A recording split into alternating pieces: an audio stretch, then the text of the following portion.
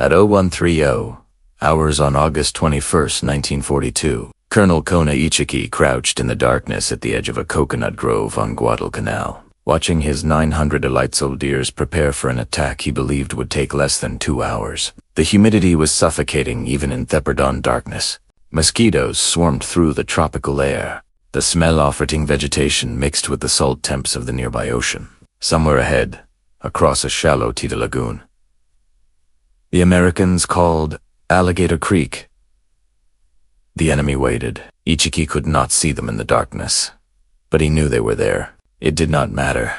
They would not be there for long. Ichiki had studied his enemy for years. He knew what every Japanese officer knew about Americans. They were soft. They were pampered by their wealthy nation, raised on Hollywood movies and jazz, music, and all the decadent pleasures their industrial society could provide. They had no warrior tradition, no code of honor, no willingness to sacrifice themselves for a greater cause. Japanese military intelligence had concluded that American soldiers were, and these were the exact words used in official assessments, haughty, effeminate, and cowardly. They had no stomach for fighting in rain or mist or in the dark. Ichiki himself had reportedly referred to the United States Marines as effeminate and cowardly. He had spoken these words to his officers before they left their ships, reassuring them that the coming battle would be swift and decisive. His soldiers needed no secretion. They were veterans of China, hardened by years of combat against an enemy that outnumbered them 10-1.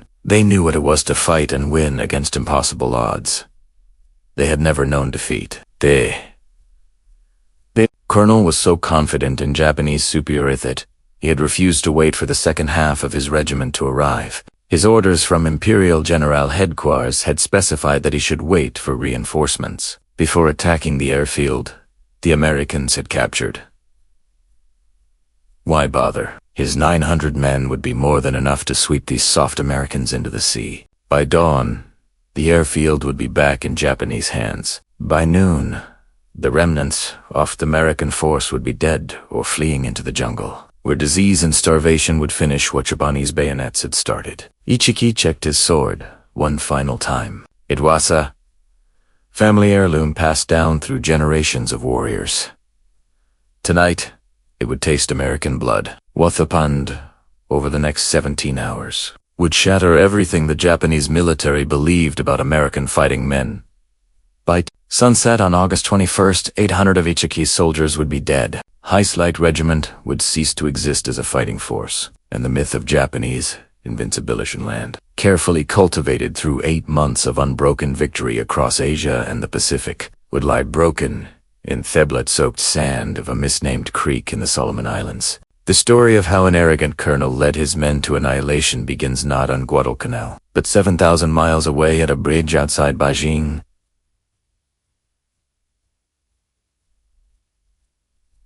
Beijing 5 years earlier, on July 7, 1937, Japanese soldiers of the China Garrison Army conducted a nighttime training exercise near the Marco Polo Bridge on the outskirts of Beijing. The bridge was an ancient stone structure, built in the 12th century, spanning the Yangtze River.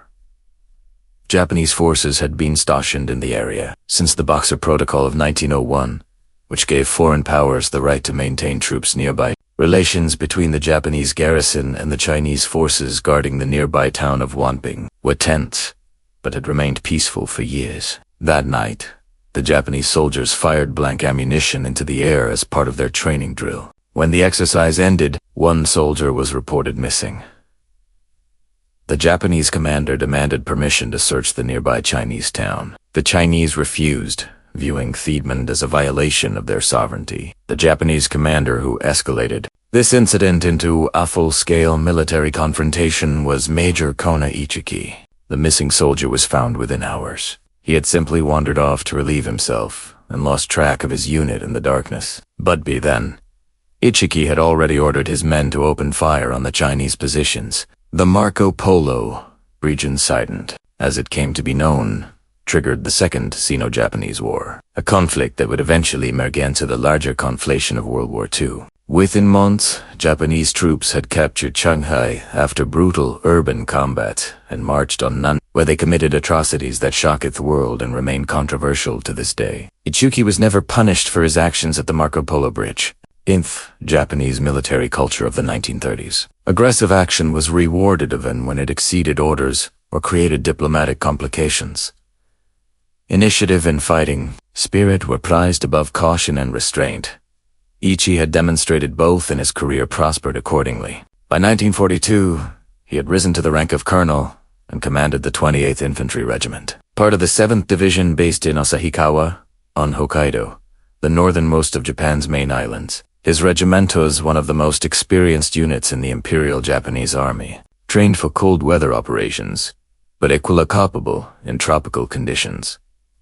His men had fought across China for years. They were disciplined, battle-hardened, and believed absolutely in their own superiority and in the divine destiny of the Japanese Empire. They had never been defeated in battle. The concept of defeat was literally unthinkable to them. In June 1942, Ichiki's regiment was assigned to capture Midway at a tiny pair of islands in the central Pacific that held enormous strategic. The plan was simple. Admiral Yamamoto's combined fleet would lure the American aircraft carriers into a trap and destroy them. Once American naval power in the Pacific was eliminated, Ichiki's men would land on Midway and seize the islands, extending Japan's defensive perimeter thousands of miles closer to Hawaii. But the Battle of Midway became a catastrophe. American carriers had deciphered Japanese naval communications and knew exactly when and where the attack would come. American dive bombers caught 4 Japanese aircraft carriers with their flight decks full of armed and fueled planes.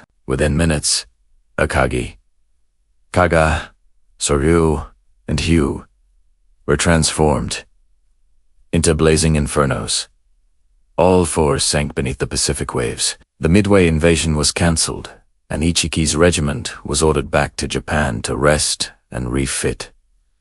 They never made it home. On August 7, 1942, approximately 11,000 United States Marines landed on Guadalcanal, Tulagi, and Florida Islands in the Solomon Islands chain. The Marines captured an airfield the Japanese had been building on the northern coast of Guadalcanal, a flat stretch of cleared jungle that would soon become one of the most fought-over pieces of real estate in the Pacific War. Japanese High Command was stunned. This was the first American ground offensive of the war. It had to be stopped immediately before the Americans could consolidate their position and turn the captured airfield into a functioning airbase. Ichiki's regiment was the closest available unit. His transport ships were diverted from their course to Japan and redirected toward the Solomon Islands. His orders came directly from Imperial General Headquarters in Tokyo. Land on Guadalcanal, recapture the airfield, drive the Americans into the sea. Japanese intelligence estimated that only about 2,000 Americans had landed on Guadalcanal, and most of those were Belliaveto B construction workers and support personnel rather than combat troops. The assessment was based on aerial reconnaissance that had spotted few American soldiers in the open and no large ships in the waters around the island. Japanese officers concluded that the Americans had probably withdrawn of their forces after completing their initial landings. The assessment was catastrophically wrong. There were actually 11,000 Marines on Guadalcanal, and they were some of the best trained infantry in the American military. The 1st Marine Division, commanded by Major General Alexander Vandergrift, had spent months preparing for offense. Many of the junior officers and enlisted men were young and had never seen combat, but they had been trained to exacting standards and were eager to prove themselves against the enemy that had attacked Pearl Harbor. But Ichiki did not question the intelligence reports. He did not send scouts ahead to verify the size of the American force. He did not request updated aerial reconnaissance. He did not need to. He knew what Americans were: effeminate, cowardly, incapable of standing against Japanese fighting spirit. The intelligence reports confirmed what he already believed, and that was enough. On the night of August 18th, 6 Japanese destroyers of a destroyer squadron, 2 slipped through the darkness of the Solomon Sea and approached the eastern coast of Guadalcanal. The warships carried Ichiki and 916 men of the first echelon of his regiment. A second echelon of approximately 1,200 additional soldiers would follow in the coming days. The destroyers arrived at Tew Point around 1 o'clock in the morning on August 19th. The landing was no American ships challenged the Japanese approach. No artillery fire greeted them on the beach. The men waded ashore through warm, shallow water and assembled in the darkness without incident. Ichiki was supposed to wait at 2.4, the second echelon to arrive. His full force of over 2,000 men would give him a much-better chance against whatever Americans he might encounter. His orders specifically stated that he should not attack until his regiment was at full strength. He chose not to wait. As soon as his men were ashore and organized, Ichiki radioed his headquarters in Rabel, the main Japanese base in the region. "We have succeeded in invasion," he reported proudly. Then he added a second message that revealed his absolute contempt for the enemy he faced. No enemy at all. Like marching through a no-man's land. It seemed to Ichiki that the cowardly Americans were avoiding contact, hiding in their positions around the airfield rather than patrolling aggressively as Japanese soldiers would have done. Ichiki left a rear guard of about 100 men to protect his supplies and equipment. At Tew Point, with the remaining approximately 800 soldiers, he began marching west along the coastal trail toward the airfield. They moved through the darkness in a long column, confident that victory was only hours away. What Ichiki did not know was that the Americans were waiting for him and they knew he was coming. The first warning came from American the same cryptanalysts who had broken Japanese naval codes before Midway were still monitoring enemy communications. On August 8th, Station Hypo, the Naval Intelligence Unit in Hawaii, intercepted a message connecting Ichiki's unit with Destroyer Squadron 2. 6 days later, on August 14th, another intercept revealed that the Ichiki detachment's destination was the naval code. Designation RXI. American intelligence knew that RXI meant Guadalcanal. The message also indicated that the Japanese force would arrive around August 18th. Admiral Cheston Imti, Commander-in-Chief of the Pacific Fleet, immediately notified Major General Vandergrift to expect a Japanese attack as early as August 20th. The Marines had time to prepare. The scanned warning came from the jungle itself.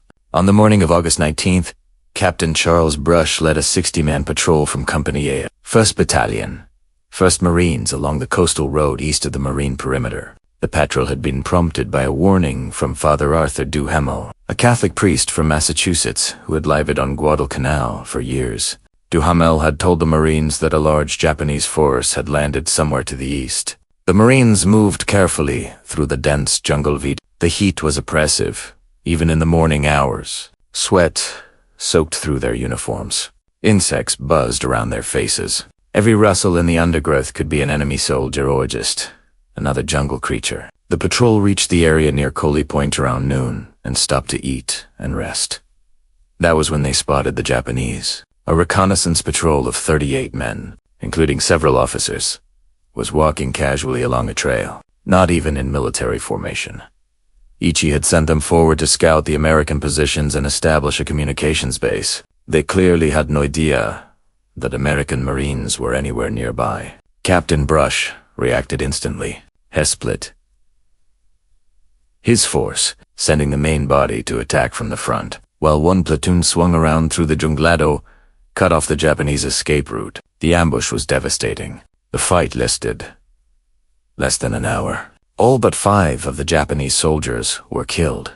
The Marines suffered 3 dead and 3 wounded. When Brush's men searched the Japanese bodies, they found documents that changed everything. Maps showed detailed Japanese intelligence of Marine positions around their field. Papers identified the dead men as belonging to the 28th Infantry Regiment, a unit far larger than a mere. The documents did not specify exactly how many Japanese were on the island, or when they planned to attack, but they confirmed what the Cadarius had already warned. A major assault was coming from the east. General Vandergraft ordered his defenses strengthened immediately. Colonel Clifton Cates, commander of the 1st Marines, and a veteran of the brutal trench fighting at Bellawood,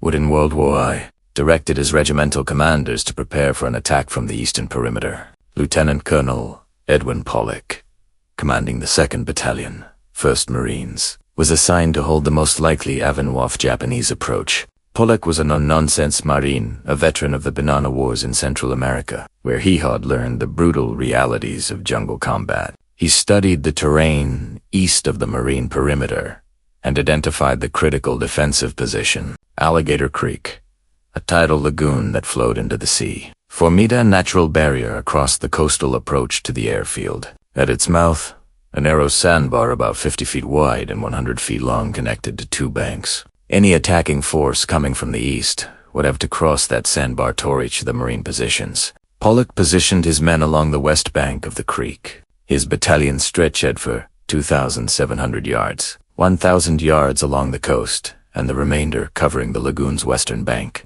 Marines from the 2nd Battalion dug fighting holes in the soft earth, clearing fields of fire through jungle vegetation. They strung a single strand of barbed wire across the sandbar. They positioned machine guns, takarit, interlocking fields of fire that would turn the sandbar into a killing ground. 2 37mm anti-tank guns from Battery B.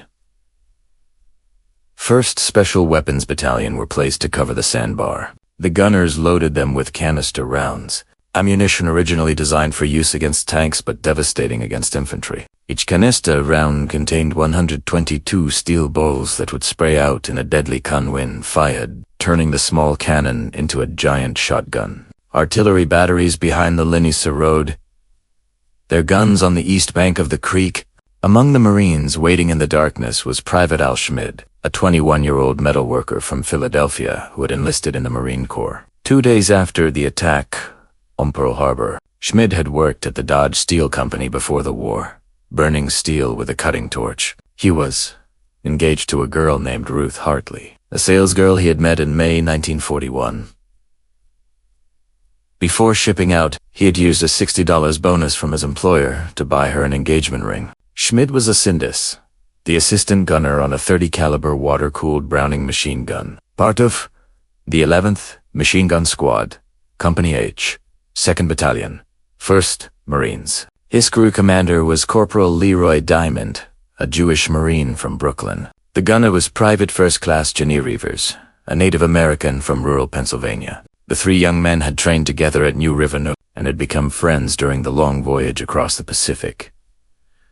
Their position was on the west bank of Alligator Creek, directly facing the sandbar that any attacking force would have to cross. They had constructed their gun pit from sandbags and coconut logs, camouflaging it with palm fronds and jungle vegetation. The machine gun's barrel pointed across the 50 yards of murky water toward the darkness on Theffer Bank. The Marines dug in, checked their weapons, and waited. They did not know exactly when the attack would come, but they knew it was coming soon. The third warning came from a man who should have been dead. Jacob Vuser was in his 40s in August 1942. He had been born in Tasimaco on Guadalcanal and had spent most of his adult life as a police officer in the Solomon Islands Protectorate Armored Constabulary, the colonial police force that maintained order in the British-controlled islands. He had resented the rank of Sergeant Major, the highest position available to an indigenous islander, and had retired in 1941 after 25 years of service. When the Japanese invaded the Solomon Islands in early 1942, Boozer came out of retirement. He volunteered to work with the Coast Watchers, a network of observers organized by the Royal Australian Navy to report on Japanese movements throughout the Pacific. The Coast Watchers were a mixture of Australian military personnel, colonial officials, and indigenous islanders wohed in the jungles and mountains, watching enemy ships and aircraft, and radioing intelligence to a Major Martin Clements, a Scottish district officer who commanded the Coast Watcher network on Guadalcanal, recognized Vuse's value immediately. The sergeant major knew every trail and village on the island. He could move through the jungle like a ghost. He commanded the respect of the local population. Clemens assigned Himto, lead a brigade of native scouts. On August 7th, the same day the Marines landed on Guadalcanal, Vuse proved an American pilot from the aircraft carrier Wasp had been shot down over Japanese-held territory. Vuse found him hiding in the jungle, evaded Japanese patrols, and guided the pilot safely to American lines. It was his first contact with the Marines, and he immediately offered his services as a scout. The Marines were grateful. They gave Vuser a small American flag as a token of their appreciation. He tucked it into his loincloth and wore it proudly. It was a gift from his new friends, the American warriors who had come to drive the Japanese from Hish. On August 20th, Martin Clemens sent Vuser on a scouting mission behind Japanese lines. The sergeant major was to locate the enemy force that had landed at 2 Point and determine its size and intentions. It was a dangerous mission.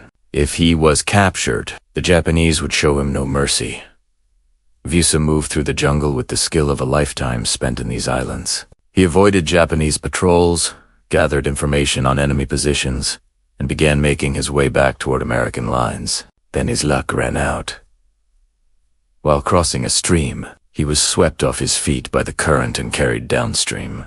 Right past a Japanese patrol was waiting on the bank. The Japanese soldiers dragged him from the water and searched him. They found the small American flag hidden in his loincloth. There could be no doubt about his loyalties. Now the soldiers tied Vuser to a tree and brought him before an English-speaking officer. The interrogation began. Where were the American positions? How many Marines were on the island? What weapons did they have? What were their defenses? Vuser refused to speak. He would not betray his friends. He would not help the enemy who had invaded his homeland. The Japanese tortured him for hours. They beat him with rifle butts. He said nothing. They slashed his face and arms with swords. He said nothing. They bonted him repeatedly in the throat, the chest, the shoulders, the stomach. Still, he said nothing. The Japanese officer taunted him throughout the torture. He told Vuser that his Marin friends would die that night.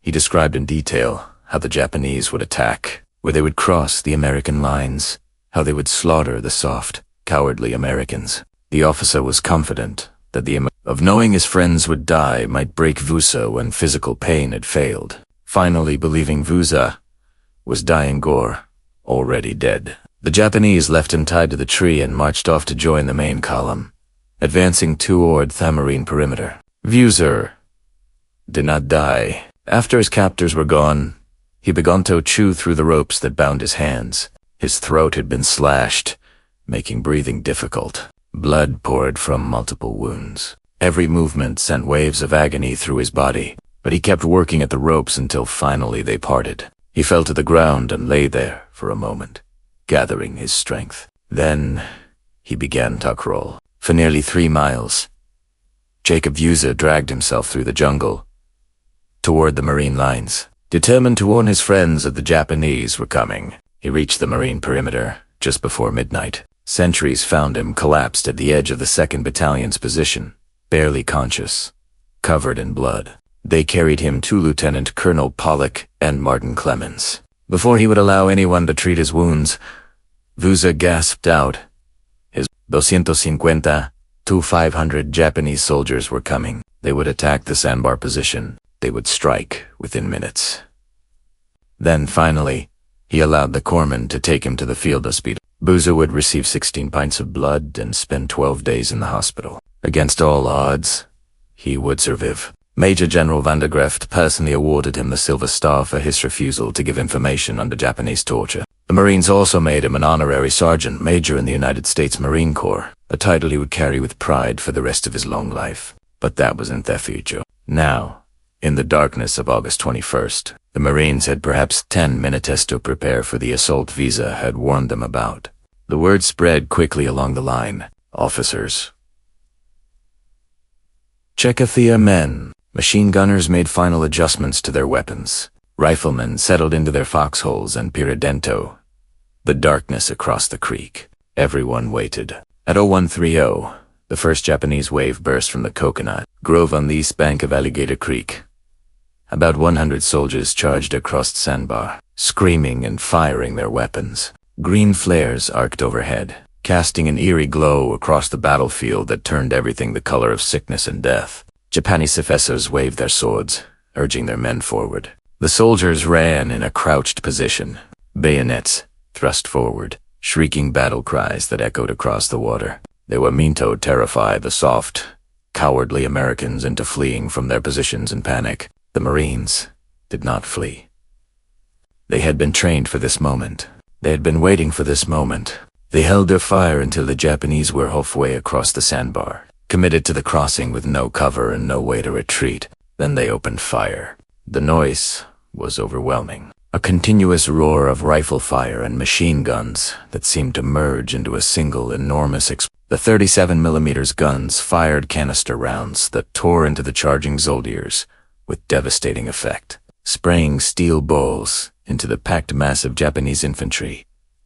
Traces stir across the water like deadly fireflies. The Marine machine guns traversed back and forth across the sandbar, cutting down anyone who remained standing. Japanese bodies piled up on the sandbar. Men fell on top of men. Some soldiers tried to crawl forward over the bodies of their comrades, only to be cut down themselves. A handful made it to the barbed wire on the Marine side and threw themselves at the obstacle, trying to tear it apart with their bare hands. They were killed at point-blank range. A few Japanese actually made it across the wire and reached the Marine positions where they fought hand-to-hand before being overwhelmed. The first attack collapsed in minutes. Bodies lay scattered across the sand, some half buried in the churned earth, others floating face down in the shallow water. The survivors fell back to the coconut grove on the east bank, dragging wounded comrades with them. Any competent commander would have recognized that the frontal assault had failed. The Americans were not fleeing. They were not cowardly. They were dug in, well-armed, and clearly prepared for exactly this kind of attack. A sensible officer would have pulled back, reassessed the situation, waited for reinforcements, and tried a different approach. Colonel Ichiki was not a sensible officer. He was a believer. He believed in Japanese superiority. He believed in the power of fighting spirit to overcome material obstacles.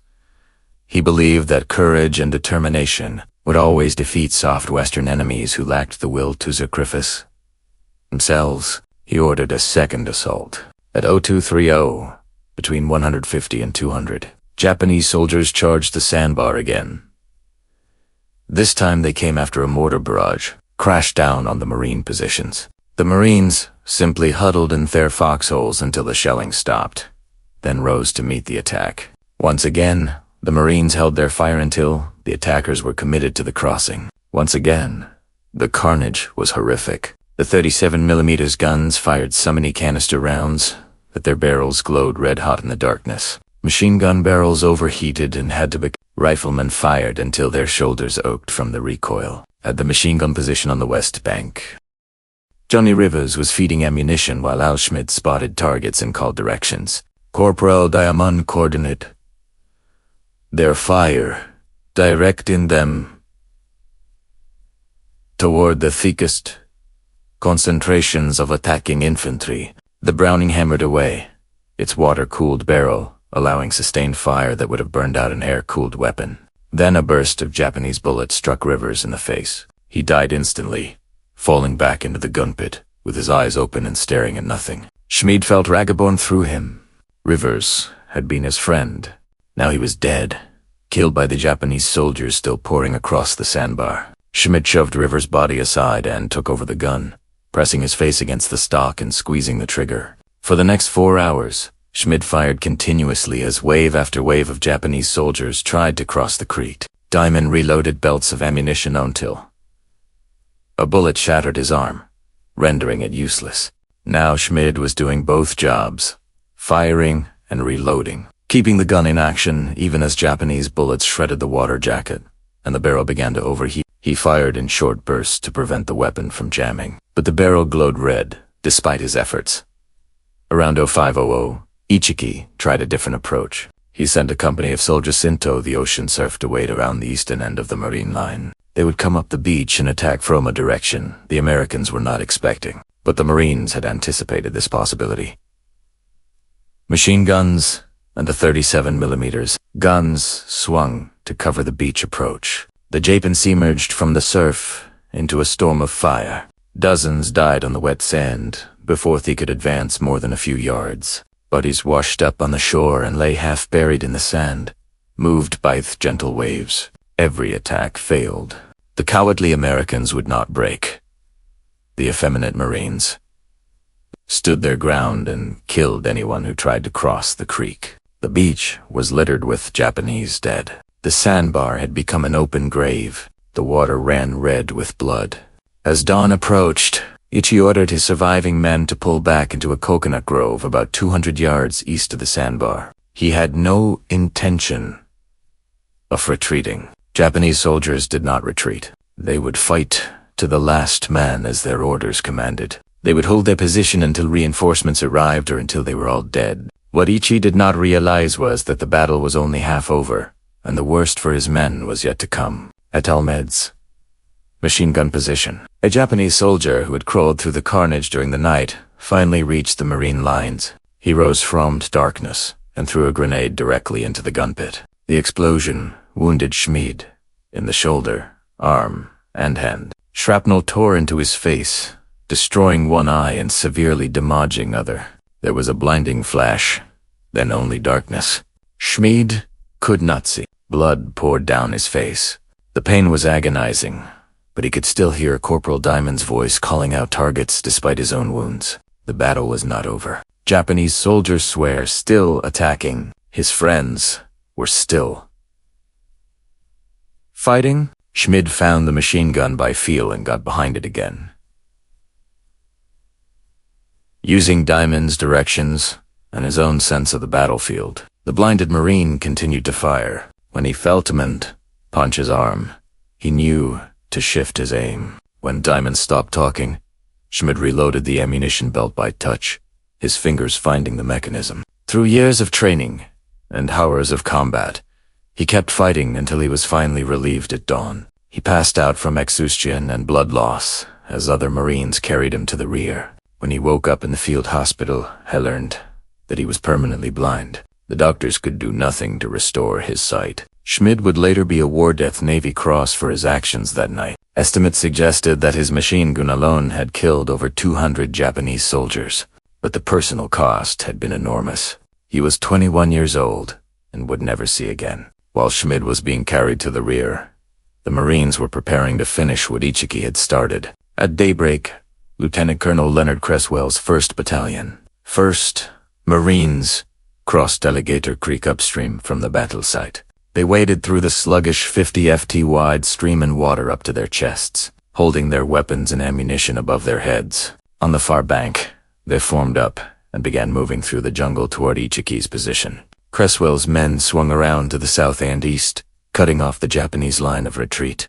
The coconut grove, where Ichi's survivors had taken refuge, was now surrounded on 3 sides. The ocean was at their backs. There was nowhere to run. Aircraft from Henderson Field, the captured airfield the Japanese had come to recapture, roared overhead shortly after dawn. The runway had been completed just the day before, and the first American aircraft had landed only hours earlier. Now those planes were in there, providing direct support to the Marines on the ground. German Wildcat fighters from Marine Fighting Squadron 2 to 3 strafed the Coconut Grove with 50 caliber machine gun fire. Douglas Dauntless dive bombers added their firepower to the destruction.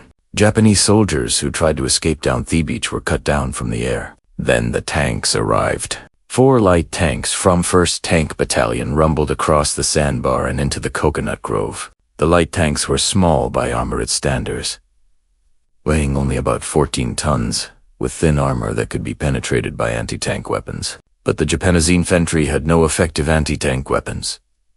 They had not expected to face American armor, and they had nothing that could stop the steel monsters now rolling toward them. What followed was a slaughter.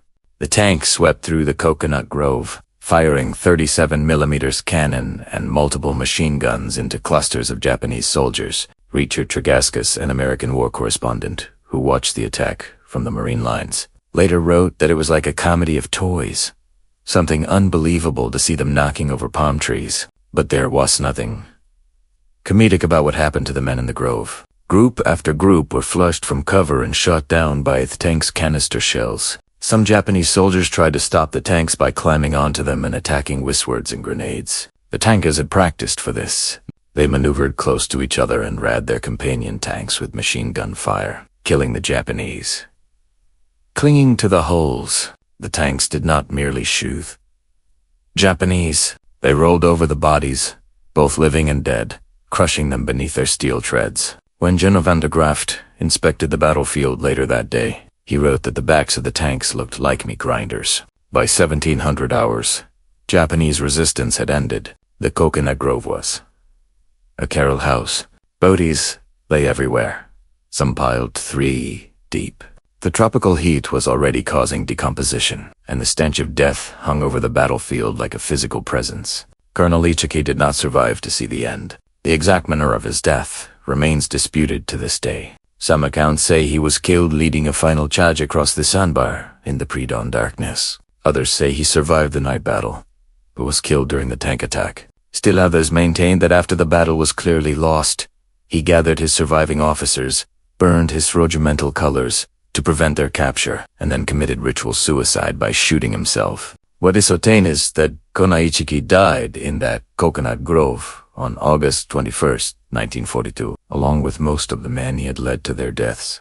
Of the 917 soldiers who had landed with Ichiki at 2 Point, only 128 survived the battle. Approximately 774 to 800 were killed, depending on the source consulted. This represents a casualty rate of approximately 87% in a single. Only 15 wounded and unconscious Japanese soldiers were taken prisoner. About 30 managed to escape through the jungle and reach the rear guard at 2 Point.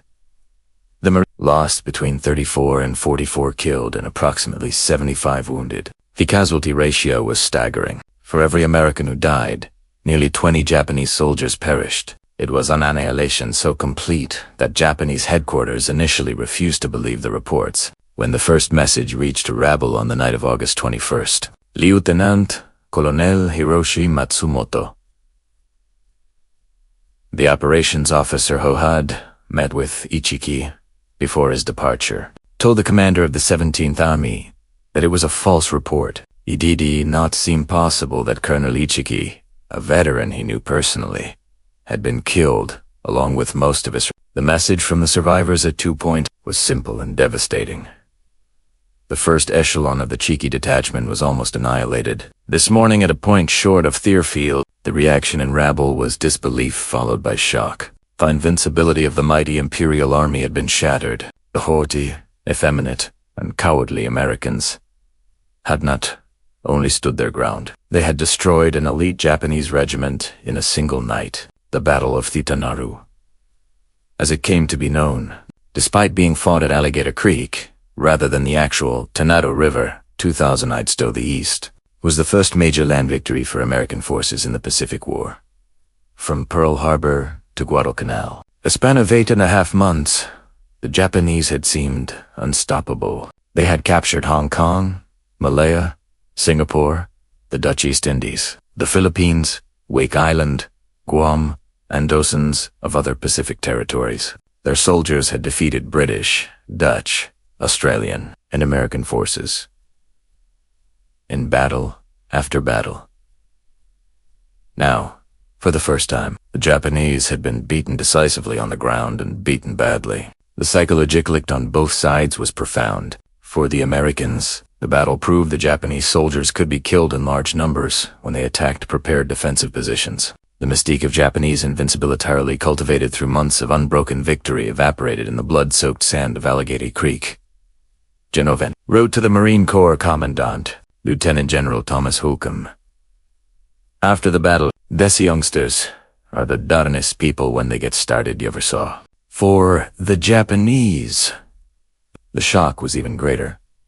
Their entire military philosophy was built on the idea of spiritual superiority. Japanese fighting, Spirith believed, could overcome any material disadvantage. The Yamato spirit, the ancient warrior would always triumph over soft Western soldiers who lacked the will to sacrifice themselves for a greater cause. Courage and dedication would defeat any enemy regardless of numbers or weapons.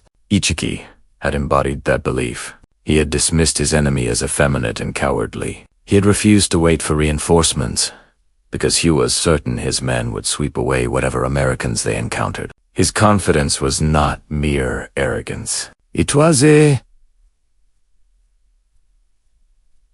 doctrine. It was what every Japanese officer had been taught since childhood. and it led 800 men to their deaths in less than 17 hours. Japanese commanders did not learn the right lessons from the disaster. Instead, of recognizing that frontal assaults against prepared positions were suicidal, regardless of the attackers' fighting spirit, they concluded that Ichiki had simply not brought enough men. The solution was to send more troops and try again, with greater force. 3 weeks later, Major General Kyotic Kawaguchi attacketh Marines' perimeter with approximately 6,000 soldiers at what became known as the Battle of Edson's Ridge, or Bloody Ridge. He came much closer to success than Ichiki had, nearly breaking through the American lines in brutal hand-to-hand combat that lasted for 3 nights. But he, too, was defeated with over 800 Japanese killed. In October, Lieutenant General Haraki Chikotak himself came to Guadalcanal with approximately 20,000 troops and launched yet another major assault. Once again, the Japanese attacked prepared positions. Once again, they died in enormous numbers. The Battle of Henderson Field cost the Japanese nearly 3,000 killed. The pattern would repeat itself throughout the Pacific War. Japanese commanders kept ordering frontal assaults, confident that spiritual superiority would overcome machine guns and artillery. American Marines and soldiers kept killing them in devastating numbers. The terrible exchange ratio where the Japanese lost nearly 20 men for every American killed would be seen again and again at islands across the Pacific. The Battle of Tenaru also revealed another grim reality that would characterize Pacific combat for the rest of the war. Japanese soldiers almost never surrendered. Of the approximately 800 Japanese killed at Alligator Creek, only 15 wounded and unconscious men were taken prisoner. Even then, some of those prisoners died of their wounds or refused medication. More disturbing was what happened after the main fighting ended. As Marines walked through the coconut grove, examining the battlefield and collecting souvenirs, wounded Japanese soldiers who had been playing dead suddenly opened fire. Others grabbed grenades and tried to take their killers with them. 3 Marine officers, including Lieutenant Colonel Cresswell, narrowly escaped when a Japanese sergeant suddenly sat up and tried to shoot them. The Marines quickly learned that they could not show mercy to wounded Japanese soldiers. Anybody on the ground might suddenly produce a weapon or a grenade. The grim practice of shooting or bayoneting any Japanese soldier who moved, regardless of whether he appeared wounded or dead, became standard procedure. It was brutal, but it saved American lives. General Vandergrift wrote to the Marine Corps Commandant about this phenomenon. "I have never heard or read of this kind of fighting," he explained. "These people refuse to surrender. The wounded wait until men come up to examine them and blow themselves and the other fellow to pieces with a hand grenade. This willingness to die rather than surrender, often taking Americans with them, would become one of the defining characteristics of Pacific combat." By February 1943, the Japanese evacuated their surviving forces from Guadalcanal. They had lost over 20,000 soldiers on the island, many of them to disease and starvation as American control of the surrounding waters cut hair supply lines. The Americans lost fewer than 2,000 killed in action during the entire 6-month campaign. The campaign that began with Ichiki's arrogant assault had become a catastrophe for Japan, and it had begun the long, bloody road that would eventually lead to Tokyo Bay. The men who fought at Alligator Creek carried the memory of that night for the rest of their lives. Al-Schmed returned to the United States in the fall of 1942 and underwent numerous operations on his eyes and face at the Naval Hospital in San Diego. Through the efforts of Virginia Feed, a Red Cross worker who helped him through his rehabilitation, Schmed began the long road back to some kind of normal life. He regained partial sight in one eye, enough to live actively despite his disability. He married his sweetheart, Ruth Hartley, in April 1943. His story was told in a book titled Al-Schmed, Marine by Roger Butterfield. Anthony Warner Brothers film called Pride of the Marines, released in 1945, with actor John Garfield playing Schmidt. The film brought his story to millions of Americans on the home front. Schmidt and Ruth had a son and daughter and lived quietly in Philadelphia before eventually moving to St. Petersburg Florida. He took up fishing and learned to play the organ. He became an amateur radio operator. He never sought fame or attention, preferring to live as normal a life as his disability would allow. But every year on the anniversary of the battle, Al Schmid would sit alone in his home, remembering Johnny Rivers, who had died beside him, remembering the long night of firing at enemies he could eventually no longer see, remembering what it had cost to prove that Americans were not cowardly after all. Al Schmid died of cancer in December 1982, at age 62.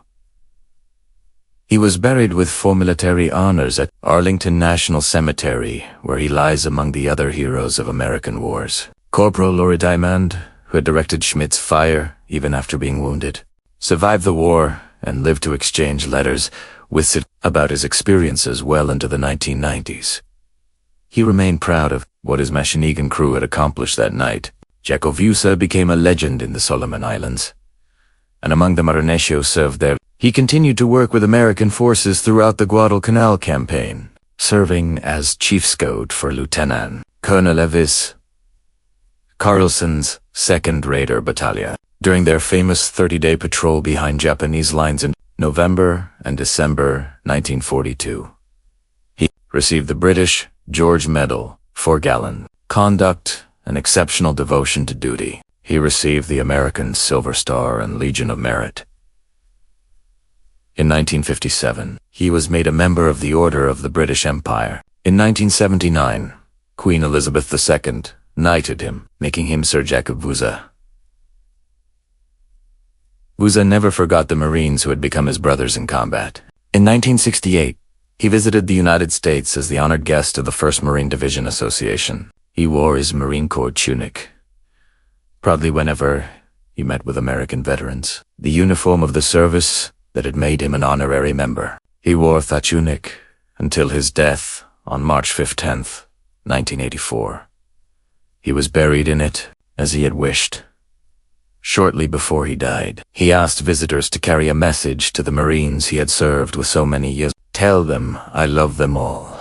Me old man now, and me no look good no more, but tell them I love them all. Lieutenant Colonel Edwin Pollock, whose 2nd Battalion had borne the brunt of Ichiki's assault, received the Navy Cross for his leadership during his citation noted that he had left his command post and advanced through severe enemy mortars and machine gun fire to direct the defense from the front line for 12 hours. Pollock went on to serve throughout the Pacific and Korean Wars, eventually rising to the rank of general. He commanded both the 1st and 2nd Marine Divisions, and became the only man in Marine Corps history to serve as commanding general of both Atlantic and Pacific Fleet Marine Force.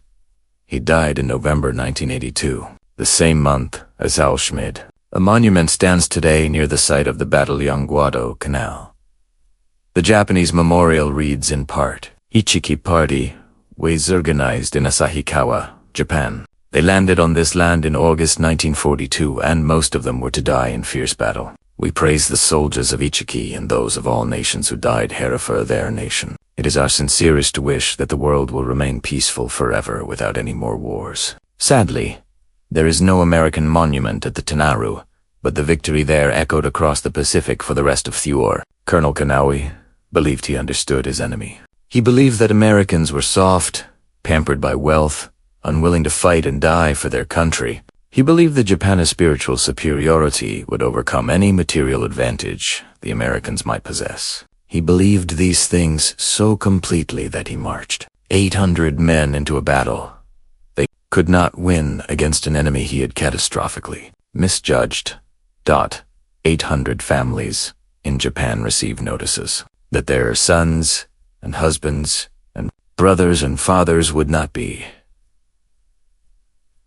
coming home. 800 soldiers died in a single night because their commander believed his own propaganda. The lesson of the Battle of Tenaru is the lesson of every military disaster caused by arrogance and underestimation of the enemy. When commanders believe they already know what their opponents are capable of, when they dismiss intelligence that contradicts their assumptions, when they let contempt override caution, when they substitute belief for analysis, the result is almost always catastrophe. Ichi called the Marines effeminate and cowardly. They proved him wrong with rifle fire and machine guns and bayonets and tanks. They proved him wrong because Ethi were not what he believed them to be. They were ordinary American men, some barely out of their teens, who had been trained to fight and who stood there, ground in the darkness, and killed anyone who tried to take it from them. Supposedly cowardly Americans buried Ichiki's regiment in the sand of Guadalcanal.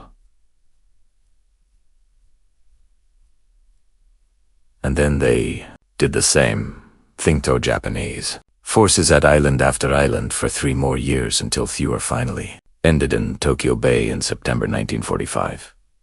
If you found this story compelling, please take a moment to like this video. It helps us share more forgotten stories from the Second World War.